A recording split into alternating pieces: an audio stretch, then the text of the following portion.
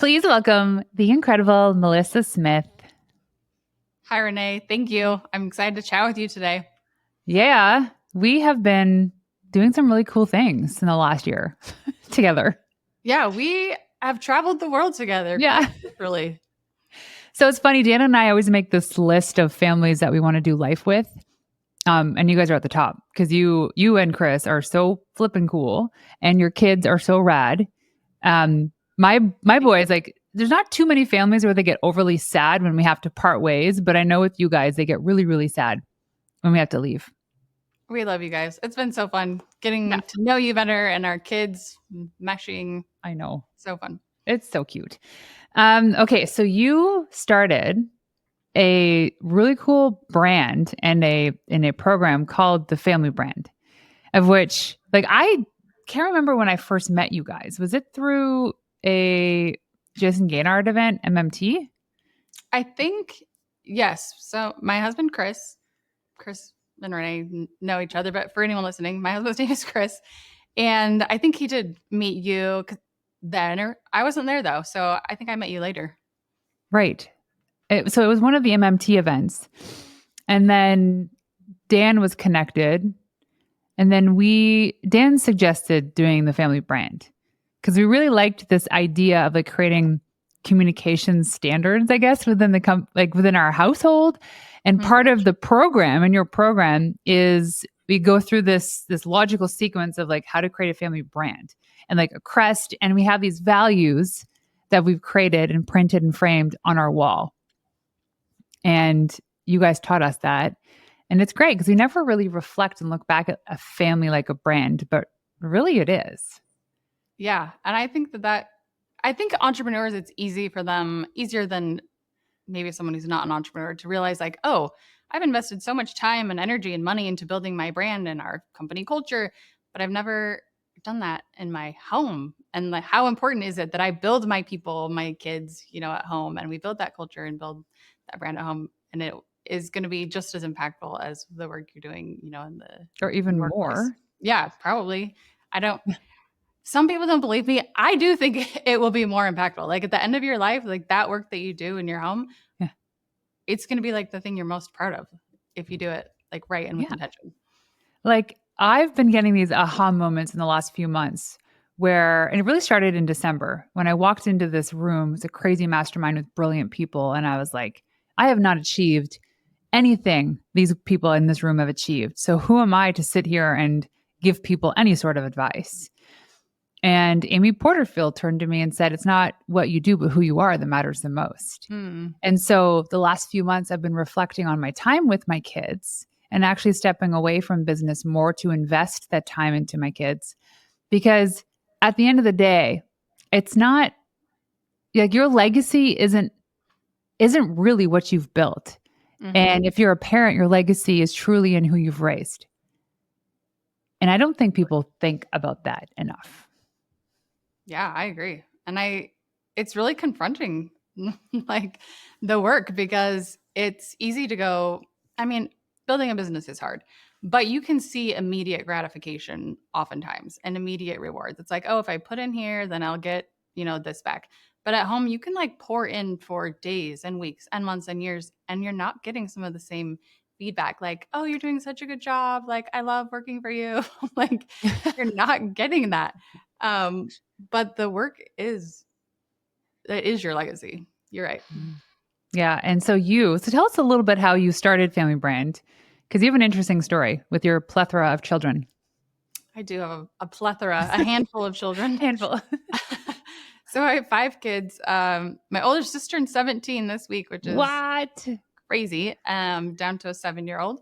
And I used to work as a nurse, and there came a time where my husband, he coaches and consults for his business, and he was taking clients through his process of identifying who they were and their messaging, like who they wanted to be out in the world. And he came home from work one day and said, hey, let's take our family through my process. And as an entrepreneur, he always has ideas, and I'm usually on board, and I'm like, okay, like, let's do it. So we took our family through his process, and at the end of it, we were realizing like we just created a family brand. Like how cool is that? So Chris started talking about it a lot, in his circles of influence and to people he knew. And people started asking like, well, that sounds really cool. Like, how did you do that? We ended up putting on a workshop. Keep in mind, I'm a stay-at-home mom of 5 littler kids. This was like 5 or 6 years ago. So my kids are like very little. We ended up putting on a workshop, and that was my first taste of something like this, like coaching in this way and helping and supporting building families. And I really loved it. And I felt like this was like impactful and important work that, if you have a struggle or challenge in your business, you can find answers and solutions anywhere. But I realized there isn't a lot of solutions like this for families who are wanting to proactively invest in the development of their family. And, time went on, a little more time went on, and this desire, I just kept growing. Like, I want to do this more. I want to talk about this more. And then I actually had this super cool experience where I was praying and I felt like, I don't know, I just felt like this overwhelming, I guess I would just say, I knew that my next thing was to build families. And so it's something I keep coming back to. Like, if I ever am feeling like you were talking about that imposter syndrome, like, who am I to talk about families? Like, I don't have this degree or I don't have this or that. Like, I should have that before I open my mouth and talk about this. I realized, like, you know what? I feel like this is what I'm supposed to be doing right now. And this is what my voice in the world is meant to be talking about right now. And it's been incredible to like launch a podcast from there. And I have these digital programs now, and it's all about building strong families and helping people build strong families and a strong family identity and a family brand. Yeah. So why do you think that a lot of families or people don't invest in their family? I think, I guess I want to acknowledge, I wanted to say this earlier, but this is a good place right here. Acknowledge you and Dan, because it is so easy to get busy and to get like, find success in your business and feel like, oh, we have it made. There's like nothing else we really need to do. But to stay curious, I think is really hard. And to stay thinking like, okay, what else is next for us? I think families, so often you just get, I think it's 2 things. You either get just so exhausted, you're just like living day to day, or it's like you're just a little complacent. But it's easy to like stop searching for what's next. How can we keep climbing? It's just so easy to not. Oh, yeah. Well, and complacency is one thing, because a lot of people will coast through life doing what they think they should be doing because they think it's what's expected of them. Mm-hmm. So they won't deviate from the norm because they want to uphold certain values that they might not agree with. Yeah. And it's really interesting how we think we're born into a family and there's certain values and rules that we just bring those same values and rules to our family when we create it. But really, it's kind of like we have this opportunity to start over completely. We can take the bits that worked from our childhood and then just add our own flavor to it. When you give yourself permission to do that, then you can create your own rules. You create your own values.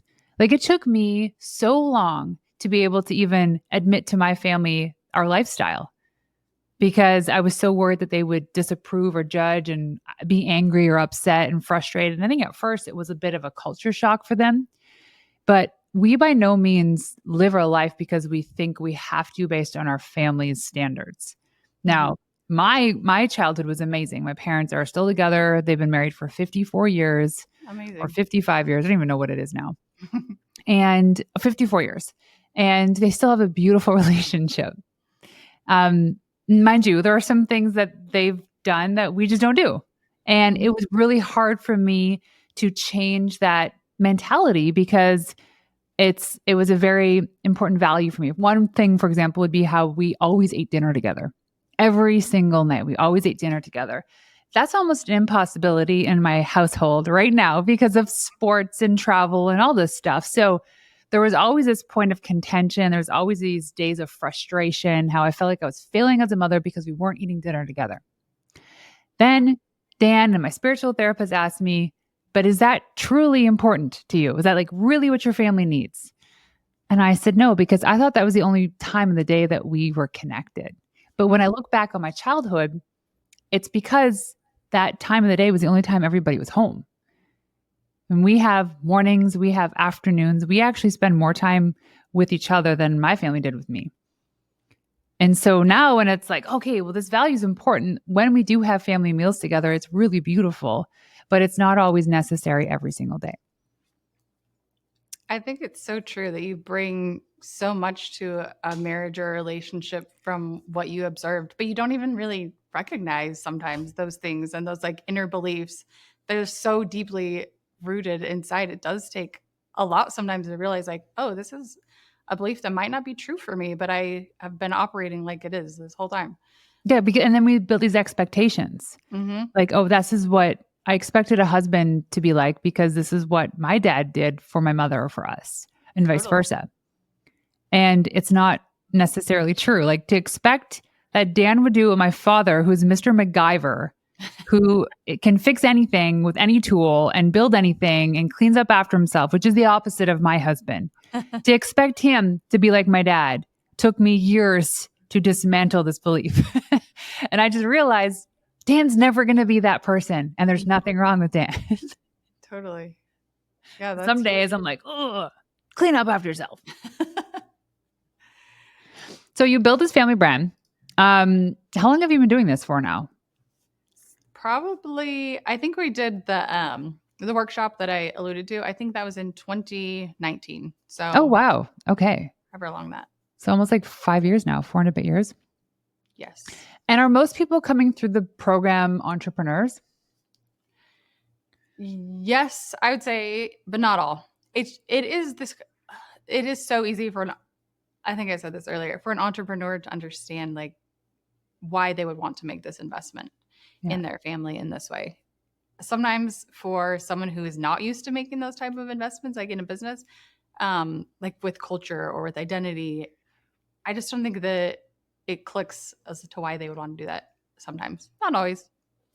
I mean, you're selling two people, right? You're selling the husband and the wife. It's not just like one person's got to make the decision because everybody has to be on board, even the kids.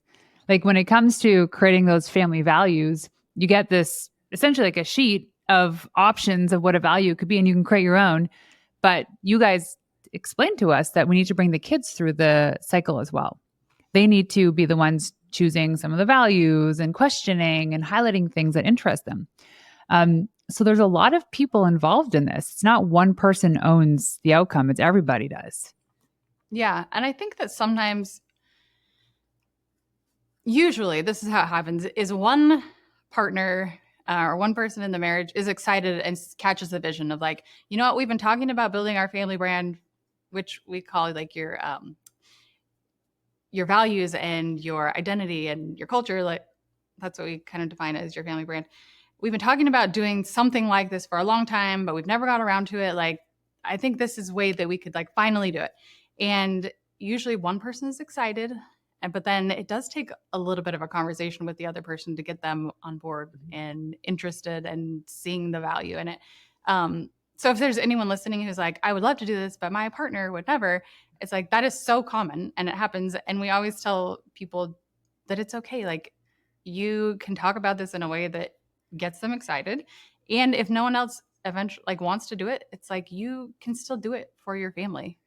Um, of course, it's better if everyone's on board and everyone has a voice, which is what we recommend. But I think it would be a mistake to say like I can't lead my family in this way because not everyone's on board. Like Chris gives this example in business. He's like, so if you were the leader, the owner of the business, and you were to bring to your team and say, hey, we are going to develop our values now. This is our next quarter objective. And the team was like, no, I'm not really interested in that. You as the business owner would be like, it wouldn't just be like, oh, okay, yeah, we won't do that. It would be like, no, this is what we're going to do. And, we're going to have, how can you make it more enticing for them? Like maybe we'll have an offsite or maybe we'll do this on vacation or maybe we'll go to our favorite restaurant and sit down and like have the conversation. That's your job as the leader of the family is how can I make this enticing to my family and make this a conversation they want to have? But I think that as the leader of your family, you get to decide like, are we doing this or are we not doing this? Yeah, Dan decided. Well, he came to me. He's like, "Do you want to do this thing?" I was like, "Oh, it's so busy." I'm like, "Not right now." He goes, "Well, it's now or never." It's like, fine. So we did it. Um, and it was awesome. I don't want to say it was easy, but it was like it's just an extension of who we are anyway. So we're the type of family that wants to sign up for these things to test new boundaries and expand and grow together and as individuals. So we always have something on the go, whether if it's family brand or spiritual therapy or something. There's always something that's kind of fueling our fire as in marriage, as parents, and it's fun. And like I said, like you said about being curious, I say ABC, always be curious. Mm-hmm. Because as soon as something becomes easy, predictable, it becomes boring and mundane. And when you fall in the trap of things being so predictable, you don't grow. So we look at our lives like this year is really about adventure and growth. Like it's called the year of full send. Like pretty much say yes to all the wild opportunities. And we're expanding and growing here and evolving and changing. I can't imagine my life would be so boring if, I mean, obviously if Dan wasn't involved, but if we weren't always trying something new Mm-hmm. and testing those boundaries. And even with the kids, like today, Dan took the boys to Seattle for the day. And that was tough for me because they're only gone for the day and it's only a 45-minute flight. But anyway, it was a lot for me. Ask me a year ago if I would have been okay with it, I would have said, heck no.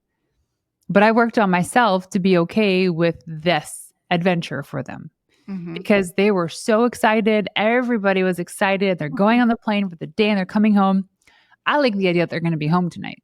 Yes. But also the house is empty. That's Like, what are also you very gonna weird. do? It's Like, so why are we weird. on a podcast? Like, go. I know, I right? don't know. Take the full day off. No, getting stuff done today. But, Amazing. and you think about just how beautiful it is to be part of something that you've built together Mm-hmm. and that full commitment.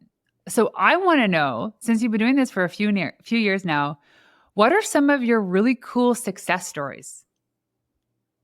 Yes, we do. We do have some amazing success stories that, okay, I think my first one I would say is so we have, let me give a little bit of context. So we have a digital program, and in all of our programs, we want to make it as easy as possible for families to be able to develop their family brand or values. How can we do it quickly? And because it is kind of hard and confronting work, but it's like, how can we make it so easy? So we have a digital program that people can do on their own. And then there's ways that people can work with us one-on-one. But one family came to us through the digital program. So I actually didn't even meet them and talk to them until they'd been through the whole program, developed all their family brand values, everything. But she tagged me on Instagram and we've since become friends. And this family, they were going through kind of a crisis with one of their teenage children who had had some suicidal ideation. And she didn't know, like he had gotten the help that he needed, and he was fine, like from a medical standpoint. But she's like, we needed healing as a family, and she's like, I didn't know what to do because this was like a big thing that had happened in our family. And she happened onto our website, and she felt like this is the thing that I think will bring us together. And so they went through our program, and her husband was like not really on board at first. He was like, this is another thing. Like, why are we doing this? Like, why are you bringing this into our life? We're already busy. Like, this is too much. But she asked for it for Mother's Day. And so he like bought it for her reluctantly. But he said the first video they went through, he realized like, oh, this isn't another thing. This is the thing, like the thing that is going to make everything more clear for us and help us define like who we are and what do we want and to come together. And, afterwards she tells me like, this was one of the most impactful things for him, for their son, and also just for their family. And it like changed the whole dynamic of their family and took it from a place of looking at like what wasn't working and what was wrong to like, okay, we have these pieces in our family history, but like, where are we headed and how are we going to continue to move forward and create the life that we want together? That's one of my favorites. And there's just like a super cool family. We attract like super cool families, which I'm so privileged and grateful to know. And then another one is also with a teenager. they're not always teenagers, but these stories What's are. wrong with them? Damn it. um, so our process of helping a family define their family values, we, like I said, try and make it so easy. And a family was inviting their son to participate in the process, and he didn't want to. Like, he was just not excited about it. So they said, "Hey, here's the paper. Can you just look at it and give us a little bit of feedback?" And so on the paper, he kind of just circled one thing out of many that he could have, circled. And he was like, he like gave it back to him. And um, one of the family values that we encourage families to develop a value around is about communication, because strong families communicate. Um, I could get into all of this research that we kind of pull from and everything, but I won't get into it. But strong families communicate, and how the family value around communication is the one that he kind of expressed interest in. And what he said is everyone in our family has a voice. And so when his parents kind of questioned him on that, he's like, "Yeah, I don't feel like I have a voice in our family. I don't feel like what I think matters. I think it's all about what you and dad want. And it doesn't matter what I think." And so that gave them the opportunity to have a deeper discussion about really creating a home and a culture where everyone does feel like they have a voice and everyone does feel like they belong. And that they go on to say, they worked through some hard conversations, and, as time went on, he changed. Like, the way he was, he interacted with them changed. Like, he was affectionate with them, and he talked with them like openly and of his own free will, like wanted to engage in conversation, which is something that hadn't been happening before. And so I think with all of these stories and these values, it's like, how can we create the family that we want to become? And it gives you, Family Brand gives you the opportunity to really look deep about who you are. And it is hard, and there are some confronting things, but it's like ultimately taking you to where you want to be as a family. It's crazy. It's a crazy thought that, when you get married and you have children, you think that the work is done. Mm-hmm.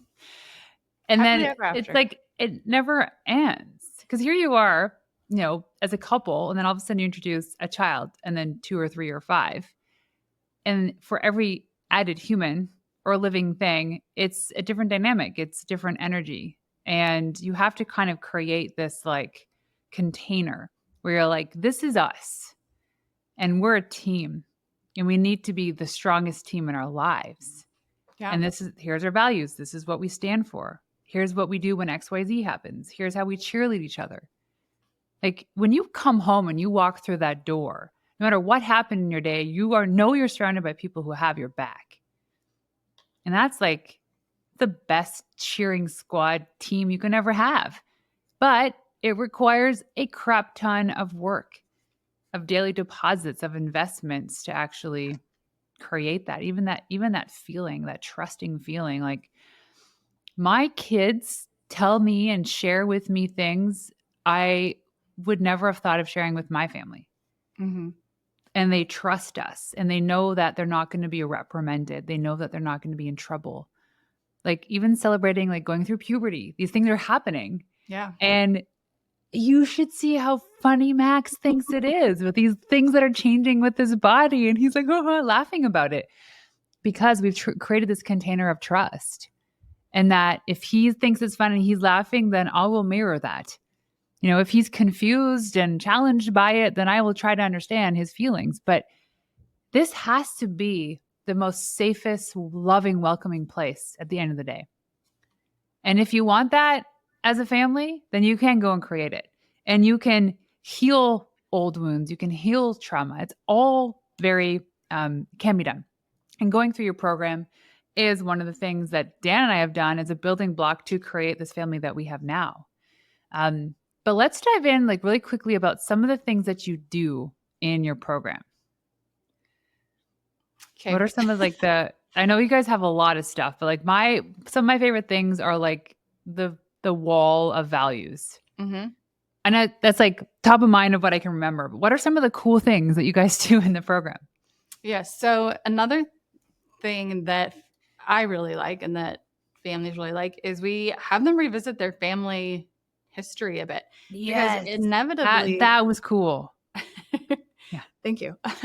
Inevitably, there's things in your family that you want to probably carry on, but there are going to be things from your childhood and from your family history that it's like, we don't want to do this. And that was a big thing for us is my husband, Chris, he's lost two brothers to addiction. And, as our kids were getting older, it's like, okay, we want a narrative for our family, for our children that's different than addiction for them. And so I don't oftentimes families when we talk about, oh, we're going to revisit their family history, people are like, no, like there's no usefulness in that. But I think there is. It's like your past doesn't have to define you, but it does shape you. Even if it's like, okay, we want to change some things. And so I love doing that in the program, having families kind of look backwards in order to see what they want in the future. And then another thing that I love is just giving families systems to follow. I hear so often from families that want to be intentional. They'll say those words, we just want to be more intentional. But it's like maybe they don't feel like they have time or they don't know how. So we give them systems, how to be more intentional. And it's like, okay, these are the things you can do daily, and weekly and monthly. And a couple of those things are, once you do have your family values, it's like put them up on your wall. We call it a family brand wall. And it's like revisit them as a family. And maybe you do it weekly and you kind of, maybe you stand in front of your wall. I think that's what, I don't know if you still do that, but I remember you and Dan saying that that's what you do. Yeah, we'll go get the kids to read out the family values. They'll like scream it across the house. I love that. But it's important that you like revisit it. And so we give you a system because we don't ever want family brand or your family values to be something that you just talk about, remember in 2024 when we talked about our family values and then you never talk about it again? It's like, no, how can you make it part of your life and part of like who you're becoming? And so it's all just systems about how to really do that and integrate it into your life in an easy, simple way. I remember part of the program was signing up to learn more about my ancestry. Mm-hmm. And that opened up so much for me, learning that these things that I had, like feelings I had in my life that were really because a byproduct of my ancestors, like, my great great grandmother being a Native Canadian. And so she was 100% Ojibwe. I was like, oh, maybe that's why I have this like affinity towards like a special set of drums as well as the Indigenous community. And sometimes we don't understand that until we actually explore the history. And then I think we got my ancestry all the way back up to 1734. Correct. So it's like, like ancestry.com was what we used. Pretty cool. And that just made me understand a little bit more, maybe realize a little bit more about my family. And I think as part of one of the puzzle pieces that actually brought me back to God, because when I was going through this program, I was an atheist. Do you remember that? Yeah, I totally remember that. Yeah, and you and Chris are just kind of sitting there on the screen. Dan's like, I believe in God. And I'm like, you're stupid. Why would you believe in God? And then it was one of so many different little things that I did that brought me to this place that I am now. And man, it's so beautiful. So even if my family took nothing from the program, I took so much. And then I also believe in revisiting a lot of these things annually. So what Dan and I do every year is we do our weekly meetings on Mondays at lunchtime and quarterly couples retreats where we're disconnected for a few days and we'll work on these things. Mm-hmm. And we always write down, like our spiritual therapist always said, when you're arguing, write down what's frustrating you. You don't necessarily have to explain it or say it in the moment. And so sometimes some conversations are best saved for those moments where you're intentional about being just you and that person one-on-one. And you guys both, you're both there to discuss issues. And you taught us some of those things too. I know, I come to think about it, I should probably go back to the family brand. There's a couple of things we didn't do that I want to do, like create a family crest. That'd be fun. And honestly, like some of this stuff, I'm like, I don't have a family crest, to be honest. But I'm like, you can take what you have and just, there's so many things you could do. Family t-shirts, family crests, family flags, like, and just run with it. And I think historically, these type of things have been really important for families and Legacies. identity Yeah. and legacies. Yeah, but it's things that we've kind of lost. So this is, yeah, my interpretation of what's been Yeah. part of history for families for a long time. Yeah. It's so cool. Like a coat of arms. And a Totally. big, imagine that. Like, we have like this gigantic thing above the door, coat of arms, and like all these Martell flags around the house. I think it'd be cool. Okay. So that is cool. And it's familybrand.com, correct? Yes. And go check it out there. So one thing I want to discuss for a couple minutes is something really cool coming up in 2025. Yes. So we did a thing back in March of 2024 in Cabo, Mexico, where the Smiths and the Wartells came together and hosted our first ever official couples retreat. And we had 10 couples come in from like all over North America. Mm-hmm. And we did 2 days of awesome things, working on couple stuff. And we're doing it again. Did you want to share some details? Yes. So part of our family adventure journey has been, we moved, we live in Arizona, but for a year we sold everything and we moved to Hawaii. We lived on the North Shore of Oahu in 2021. And that's where we're hosting this next couples retreat, is on the North Shore of Oahu, which I love. And again, we lived there for a year. So I feel like I don't know, it's just such a special place. And I feel like I know it, more intimately than maybe most people. And so it's been fun as we've been planning this. It's March 13th through 15th to think like, okay, what are the most magical pieces of the North Shore that I want to bring to these couples? And it's just going to be, a magical like 3 days talking about who you've been as a couple, who you are now, and who you like want to be in the future. I could get into more details, but yeah, so it's 2 full days. We only have a few spots available. So there is an application process. Because it's a small, intimate group, we do want to make sure that everybody jives. And so it's at Turtle Bay. I'm just looking at my notes here. We have a welcome dinner on the Thursday evening, 2 mornings of sessions, and then some really cool activities we're going to be doing in the afternoon. And everyone's invited to stay an extra day on the other end to really just kind of integrate, especially some of the stuff that we'll be discussing. I'll be talking, Melissa will be talking, Chris will be talking, Dan, and then we'll probably throw in some other cool people to talk about some very specific topics. But I have never been to Hawaii before. And people are also shocked that I'd never been.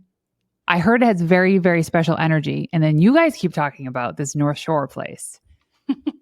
So I can't wait. I can't wait to go. I just love it. Yeah. and heal.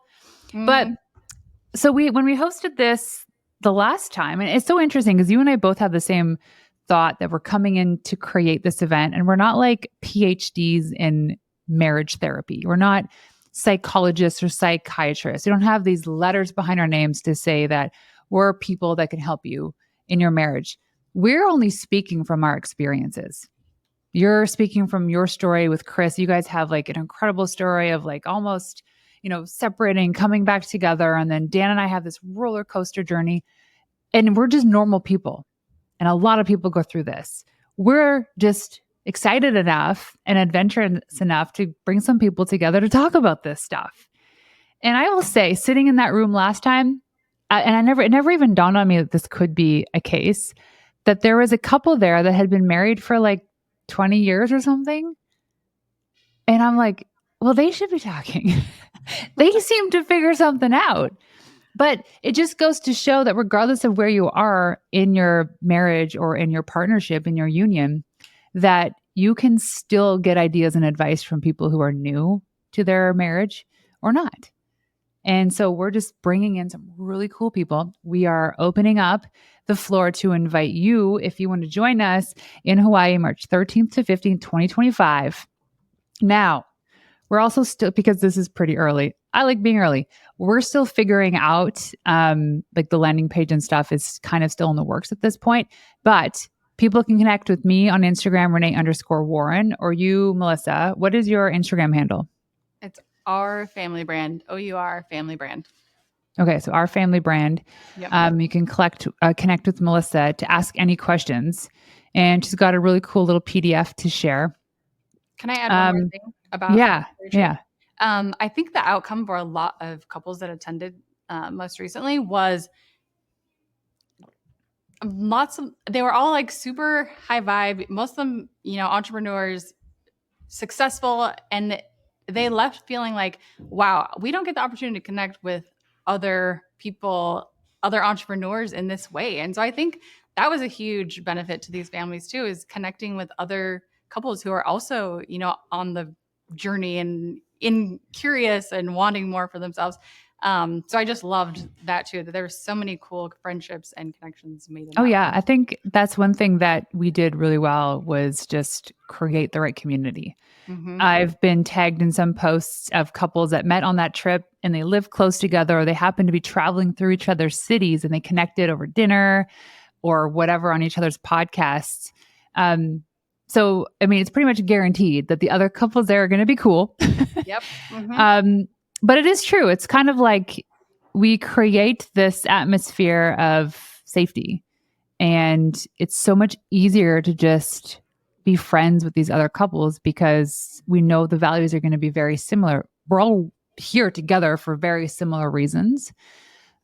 So if you're free and you want to join us, then reach out to one of us on Instagram and we'll throw you some details. And I can't wait. Me I neither. can't wait. It's been amazing. So are there dolphins off this island? Yes. And Okay. March. And there's whales. In Oh, March, cool. they still should be there. Yeah. I'd love to just swim with dolphins. That'd be so much fun. So familybrand.com is where you can go check out stuff for the program as well as stuff for the upcoming retreat. We will share the link. Maybe by the time this goes live, we can have a landing page set up. We will. Yeah. I will Okay. make that happen. We will. We'll make it happen. So we'll throw it in the show notes. Okay. So other than those two places, where can people go to find you online? Is that it? Landing page? Yeah, Instagram? family.com. Oh. I have a podcast, which I Oh, great. love. It's called The Family Brand, Conversations to Build and Strengthen Families. So that's anything from, we talk about marriage and we talk about parenting and like motherhood and entrepreneurship, all the things to build and strengthen families. And then, yeah, as I mentioned, Instagram and the website, Family Brand. Yay. Well, we've been through the program, Dan and I. We love it. We share it with all of our friends, which is one of the big reasons why we were so excited to co-create this retreat with you and Chris, because you guys are just awesome people. Definitely, we look up to you guys, especially given how incredible your children are. Like they did something right. Cool kids, love them, love your family. Yeah. Thank you so much for joining us today. Thank you. It is my honor, and I love doing life with you and Dan. So thank you. You can find people to do life with on the Hawaii island. Is it Oahu? What's it called? Oahu. Yep. Oahu. Yeah. Find those people to do life with. All right. Thanks for joining us today.